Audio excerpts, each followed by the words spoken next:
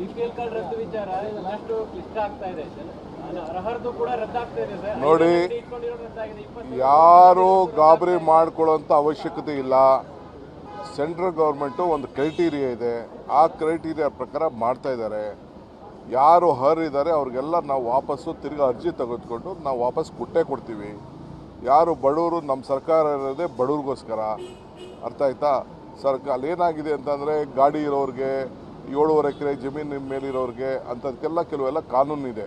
ಆ ಕಾನೂನನ್ನು ದಾಖಲೆಗಳಲ್ಲಿ ಅವ್ರು ಅಫಿಡವಿಟ್ ಕೊಟ್ಬಿಟ್ಟಿದ್ದಾರೆ. ಆ ರೀತಿ ಸ್ವಲ್ಪ ಹೆಚ್ಚು ಕಮ್ಮಿ ಆಗಿದೆ. ಒಂದು ಊರಿಗೆ 10-20 ಆ ಥರ ಆಗಿದೆ.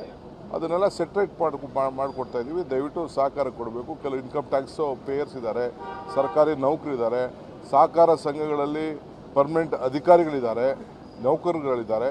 ಅಂಥವ್ರು ಯಾರಿಗೂ ಕೊಡೋಕ್ಕೆ ಬರೋದಿಲ್ಲ ಅನ್ನೋದು ಒಂದು ಕಾನೂನಿದೆ. ಅದು ಬಿಟ್ಟರೆ ಬೇರೆ ಇನ್ನೇನಿಲ್ಲ. ಬಿಪಿಎಲ್ ಕಾರ್ಡ್ ಮಾಡುವಾಗ ಮನೆಗಳಿಗೆ ಹೋಗಿ ವಿಸಿಟ್ ಮಾಡಿ ಕಾರ್ಡ್ ಮಾಡ್ತಾರೆ ಸರ್. ಈಗ ರದ್ದು ಮಾಡುವಾಗಲೂ ಆ ಪ್ರೋಸೆಸ್ ಮಾಡ್ಬೋದಿತ್ತಲ್ಲ. ಇದು ಮನೆಗೆ ಹೋಗಿ ರದ್ದು ಮಾಡೋದಿಲ್ಲ, ಅವರು ಅಪ್ಲೈ ಮಾಡ್ತಾರೆ. ಇದನ್ನು ಮಿನಿಸ್ಟ್ರಿಗೆ, ಚೀಫ್ ಮಿನಿಸ್ಟ್ರಿಗೆ ನಾವು ಎಲ್ಲ ಡೈರೆಕ್ಷನ್ಸ್ ಕೊಟ್ಟಿದ್ದೀವಿ. ನಾವು ಪ್ರತಿಯೊಂದು ಕ್ಷೇತ್ರದವ್ರಿಗೂ MLAಗಳಿಗೆಲ್ಲ ಡೀಟೇಲ್ ಕಳಿಸ್ಕೊಡ್ತಾ ಇದ್ದೀವಿ.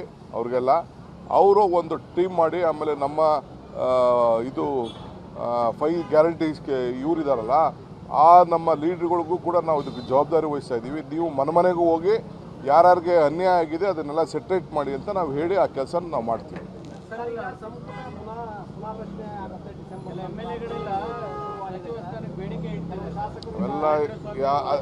ಅದೆಲ್ಲ ಚೀಫ್ ಮಿನಿಸ್ಟರ್ ಹತ್ರ ಮಾತಾಡಿ.